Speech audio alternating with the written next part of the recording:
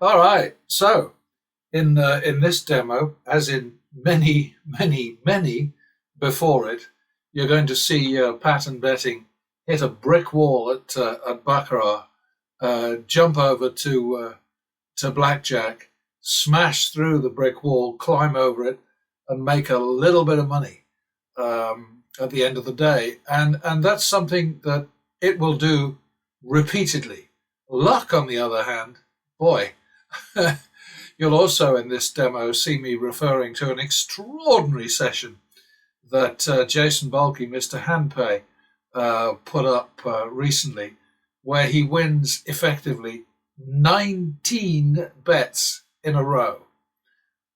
I think he counted it as being 12, but there was some double downs in there.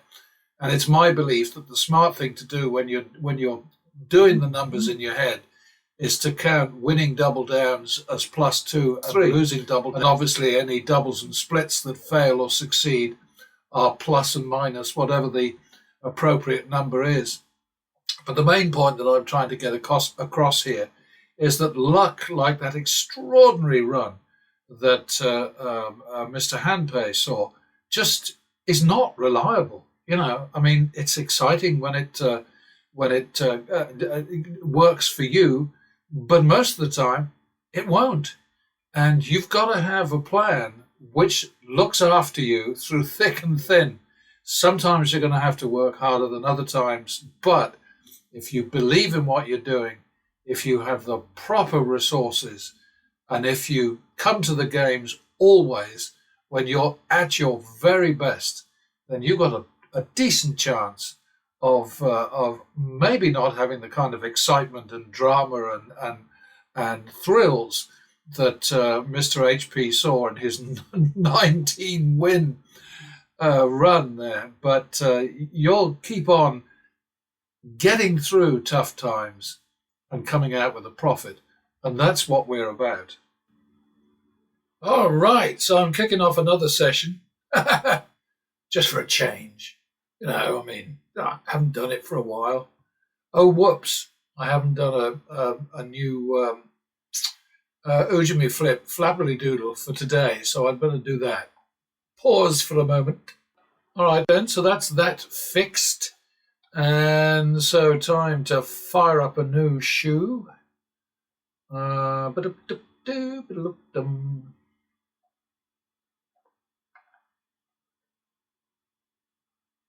please remember, I have no control over what comes at me from this training platform. They don't tell me in advance, and I don't want to know in advance. The strategy is the same all the time. There is a slight modification just recently in that I'm not hopping to banker, I'm dropping instead. I don't know that that's going to be a long-term policy. I need to do some more research on that. I need to update the huge worksheet, which is all Baccarat Win Pro shoes to date, all sort of squashed into one worksheet, which last time I looked was about 135,000 lines, but that's all right. So anyway, oops, that didn't work. All right, so that's a +1. That's a 51. Yeah, I have no idea what's coming. I never know what's coming. And the people out there who complain about the size of the bet, sometimes they need to do their own research and think a bit. And they'll realize that if you don't bet progressively and if you don't have a big bankroll, you might as well just give up and go home. That would be 2-3, I think. There we go. Back to the minimum. Always back to the minimum. +1. 51. Repeat. 1, 2. 3, 4. 7, 8. Well, that was good timing, wasn't it? Back to the min. Double for the loss. I'll repeat. Double for the tie. That's like 2-3, I think. 1, 2, 3. Well, the player is working for us right now, that's for sure. Double for the loss. 1, 2. Try again. Thank you. Back to the min. Yeah, the things you've got to control are greed, stupidity, emotion, drunkenness. Don't ever drink alcohol when you're playing these games. Don't ever play them if you're not at the top of your game, if you're not sort of like alert, bright, well rested, well fed, bladders emptied, whatever else. Not sitting in a draft, not sitting next to a player who farts, not sitting anywhere near a dealer with bad breath. All of those things. Just make yourself comfortable and all will be well. That's 1, 2. 1, 2. Yeah, it's just coming. It's just hitting right now. We're in the groove, in the flow. Double for the tie. Another double for the tie. We don't do that if the bet is more than 100. So anyway, what happened then?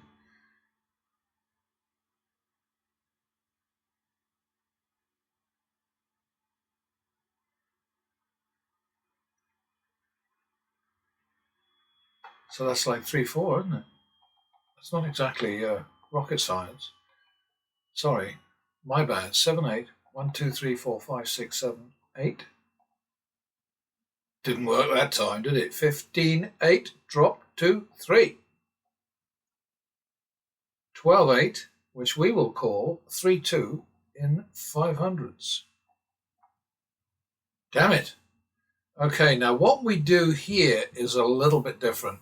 Normally, you don't increase the bet after a tie if the bet is more than 100. However, we're at 3-2 right now, and if we increase the bet, we can make it 3-4, which takes it from a mid-recovery bet to a potential turnaround bet. But remember, the key word here is potential. Every bet is more likely to lose than to win. That's something everybody has to keep in mind. There are no dues, there are no just becauses, there are no it's bound to be so-and-so next. None of that matters. Every bet is more likely to go wrong than to go right, okay? So as long as you know that, 3-4 is where we're going to now, in 500s.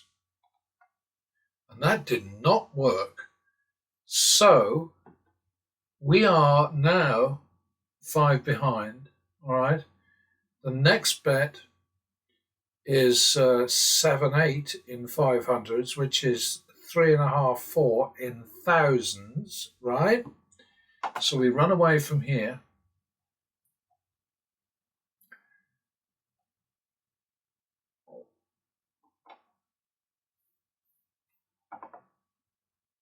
We shuffle off for another shoe.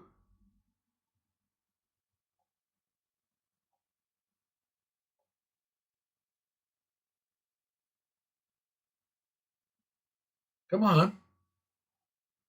3.5, 4 on player. And then after this, we drop or run away again. I don't know. 3.5, 4 anyway. All right. So that's 7.5, 8. 8 is a drop of 2. So let's just call it 8-8, okay? Dropping 2. Now 6-7. 1, 2, 3, 4, 5, 6, 7. Okay, 13, 15. We may be going to blackjack. 1, 2, 3, 4, 5, 6, 7, 8, 9, 10, 11, 12, 13, 14, 15. 13, 15. And the roundup is simply to reflect the fact that we've risked a lot and worked hard to get to the turnaround. So when we get the turnaround, we want the profit to reflect the time and effort, the risk, etc., etc. So 13, 15 is a potential turnaround. Didn't work. Okay, so 28, 30. I'm going to give that a go. And then we're going to have to go to blackjack. A lot of that going on lately. It's very peculiar. Nothing happened for a long time, and then bang, suddenly we're having to do it. 28, so it's 58-30 now. Bloody hell. Honestly. So 58, so call it 60, 60.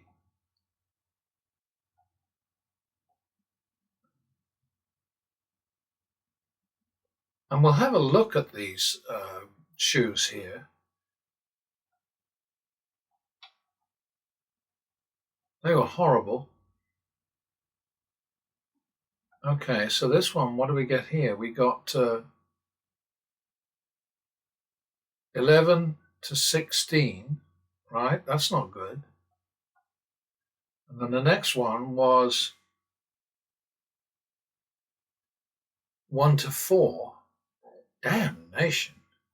So what did I say the next thing was? 60-60. So I'm going to pause and fire up the blackjack. Okay, so we're at maximum nasty now. 60-60. The drop is a fifth of that, so the drop has to be 15. This could be really, really hairy. 60-60, drop 15. Well, that helps. That's a big help. All right, so that's 22. So 38-40 should see us right, I think. Oh, damnation. What I meant to do was to save the baccarat thing, and I just forgot. Oh, dear. 38-40 is a turnaround bet. All right, so cross your fingers. That's all you can do. You know, I mean, imagining that you're due for something, it's a waste of time. It's not going to happen. Anyway, so 38-40. Oh, boy. Not the best news.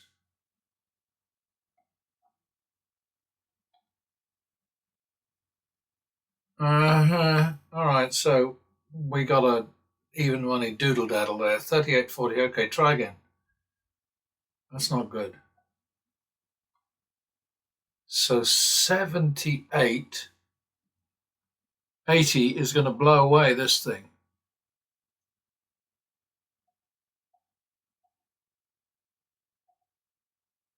Blimey O'Reilly.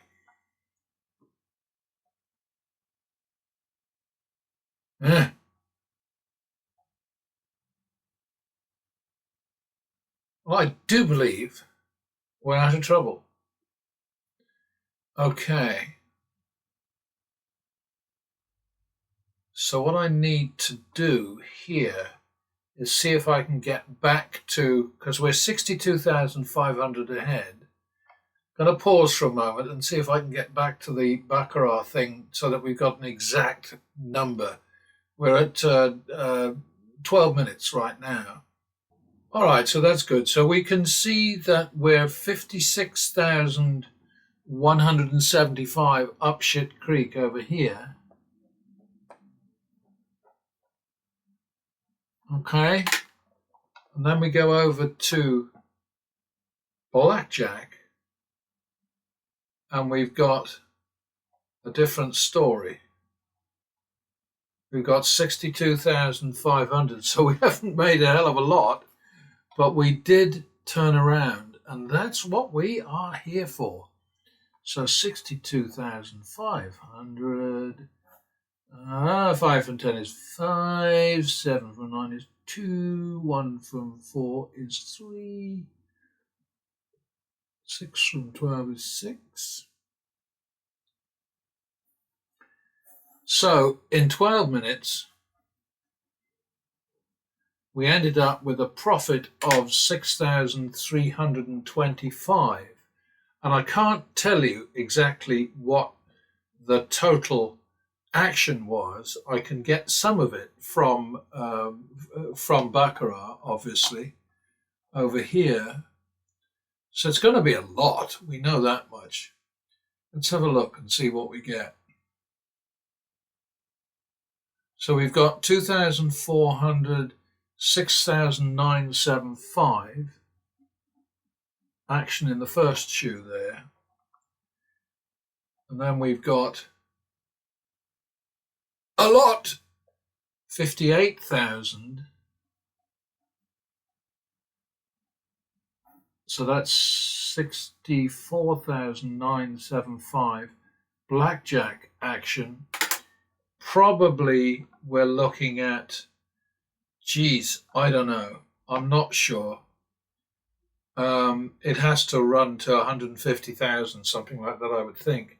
So our 7,000 win, no, 6,325 win is not fantastic in percentage terms. But the main thing is we know we lost a whole lot more hands than we won, a whole lot more bets than we won, but we came out with a profit. And that is what this whole strategy is about. It is not a martingale, it is progressive betting. The casinos hate progressive betting, and that's why they train their house-trained shills, the likes of Vegas Matt and Bobby Rivas and all the others, who they shower with comps and complimentary this and promotional chips, a rack of 5,000 at a time and all that sort of thing. Those guys get that stuff because they're doing what they're told. They are doing what the casino expects of them, needs from them, and that is to downplay the winnability of, how easy it is to beat these games. What they want you to believe is that you can only win if you get lucky enough to hit a winning streak, to hit a plus run. And what you have to have if you want to get anywhere with any of these games is you must have a strategy which enables you to win in spite of losing more bets than you won.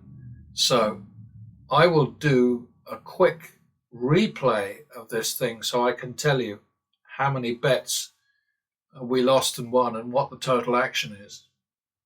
All right, so I've got the numbers, and the reason that I went to get them is that there were only 4 bets in blackjack, so there's no point in doing an Excel analysis of that. I mean, it's pretty straightforward. We had 15K on the table.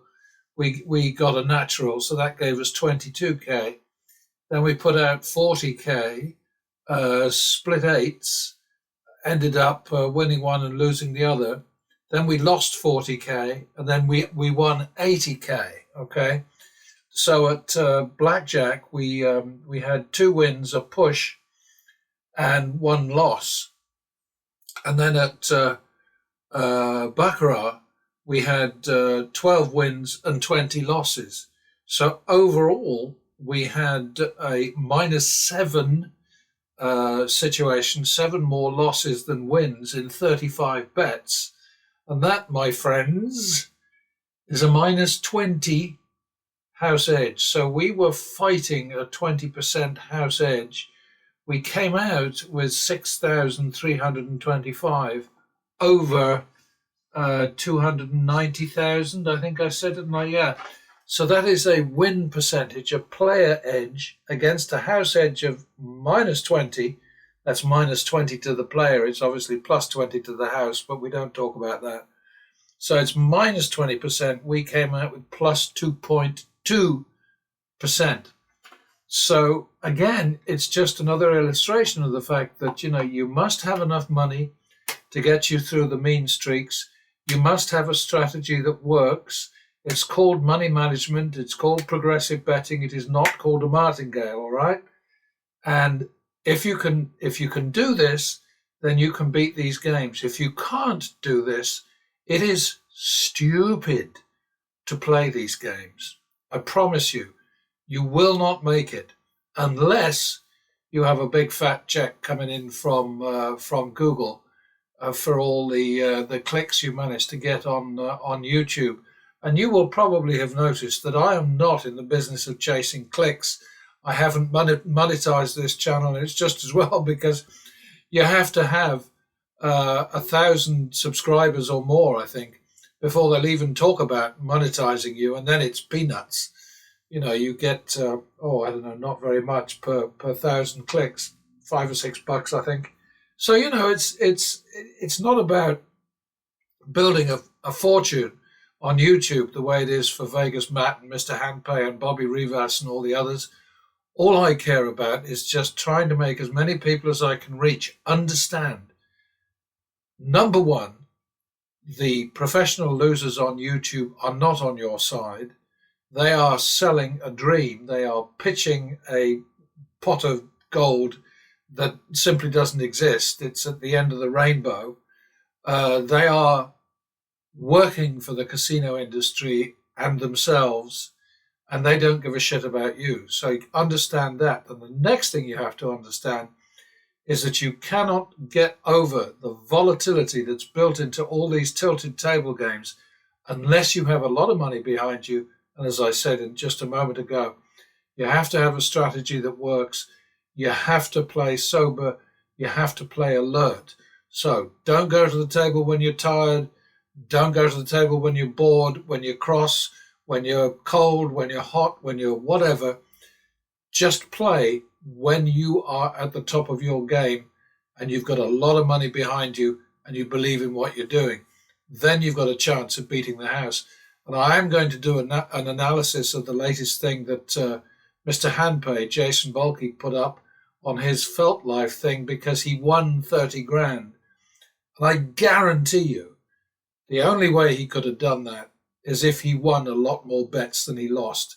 But I want to just see how many bets he won, how many bets he lost, what his total action was, so that you then get a better handle of what does 30,000 mean. I mean, like if his handle was 1 million, then 30,000 isn't very good, is it? If his handle was 200,000, it's still isn't very, very good. But we'll see.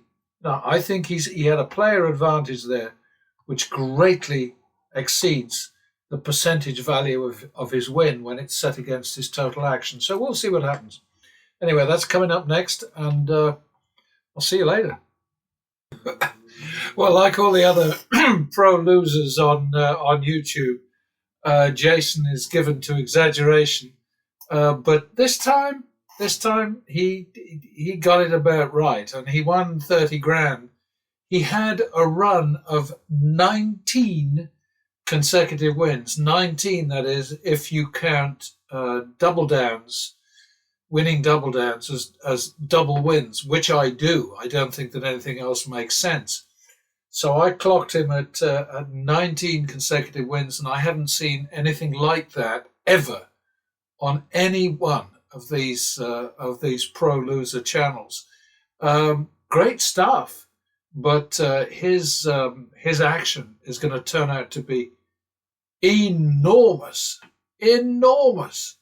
So I'll do the Excel analysis of what Mr. Handpay got up to this time. But yeah, good to see him win. The only trouble is, of course, that I stopped tracking Jason months and months ago because I just got the sense that he was cherry picking. He was way too far ahead, not just in monetary terms, but in terms of the number of his wins versus the number of his losses. And if over several thousand rounds, one of these guys is showing more wins than losses, then it is mathematically acceptable for anybody observing what he's doing to say, hello, that doesn't look right. And so that's where I'm at with Jason. I think he does cherry pick, and I think all of these guys actually should be required to put up a time and date stamp on their output, because that doesn't stop them from cherry picking, but at least it lets us know that at some point when they started to look a bit bad because things weren't going well, they dug into the archives to pull out some better stuff, or the reverse. When they're winning too much, they dig into the archives to offset their recent wins with archived losses. But anyway, I mean, good for him. It's always nice to see somebody winning. He was a bit stunned, I think, by the extent of his winning streak. And this is something that arithmetic cannot help us with. Science doesn't have any kind of observation to make about situations like this. They can't be predicted, they can't be measured, they can't be analyzed in any way other than to simply say, oh yeah, well, this happened. So in other words, you can look at it after the fact with hindsight, 2020 hindsight. But my goodness, he did well, and I'll get back to you in a little bit with the Excel on this. All right, so here's the Excel analysis of Jason's extraordinary burst of luck on his latest presentation, his latest demo, content, whatever. He won, in fact, 41,400 on his third base, facing the dealer. The first bet on the left hand side, which is the only one that I'm interested in from the point of view of pattern betting, because this nonsense with extra bets left and right, it's just silly. It doesn't work. I wish there was somebody who could demonstrate to me that it does work. And there was a guy years ago who used spreading out to multiple hands to just basically clean up the shoe. So what he would do is, when things were going against him, he would open up to multiple bets, but he would bet a lot less. All he was trying to do was to bleed out a really bad run of cards. And then as soon as things started to turn his way again, and he was obviously counting cards as well, he would go back to a single bet and hammer it, But anyway, with Jason this time, his final win was 35,000. Am I seeing that right? Yeah, 35,250. Sorry, I have to sort of get a bit closer with my screen because, I got sort of fairly old eyes. They're still working, but they're getting on a bit. So 35,250. So the difference between my number for his win and his number for his win is obviously explained by the fact that he pissed a lot of money up the wall playing something else that he loves to do, because he's in the business of working for the casinos and promoting gambling and promoting stupidity and suicidal betting and general nonsense. He obviously blew another 5,250 at those, and he lost 6,150 with his silly extra bet. So, what can I tell you? It just, you folks out there who think these guys are there to entertain you, they're not. Obviously, they hope that lots of people will be entertained, but their most important job is to keep the casinos happy and to enable more and more content that way. And of course, they get freebies, they get comps, they get promotional chips, they get free sweets, they get free meals, and I still can't get over repeatedly hearing Vegas Matt saying, yeah, well, getting comped for $1,000 dinner is all well and good, but you still have to pay the tip. And that's $200. I mean, boy, that guy must be the ultimate Shylock. I don't know. Maybe that's a terribly insensitive thing to say. So what I should say probably is Scrooge. But whatever. I mean, honestly, talk about looking a gift horse in the mouth. You get a $1,200 dinner for $200, and then you moan about it. Good God. Anyway, that's got nothing whatever to do with the matter at hand. I'm so sorry. All bets for Jason, 162,000. He had a house advantage of 45.6% overall, which he degraded to 35.8%. But I'll tell you what, 35.8% is not so awful, one way and another. I think this number, no, that number is correct. Okay. So, he did well, but he could have done so much better. Now, going up to pattern betting, different story here. Pattern betting had action of 5,525, won 3,475, had the same 45.6% player edge, okay, and improved that to 63%. Now, all I can ever say to you folks out there is make of this what you will, believe it or not, take it or leave it, but I'm telling you, this is truth. What you're getting from these shills like Jason and Vegas Matt and Bobby Rivas and Dana White and all the others, what you're getting from them is disinformation. They're telling you, don't bet the martingale because it can't work. I'm telling you, and I've told you a million times, if you don't bet progressively, you are in trouble. So it's really that simple. There you have it.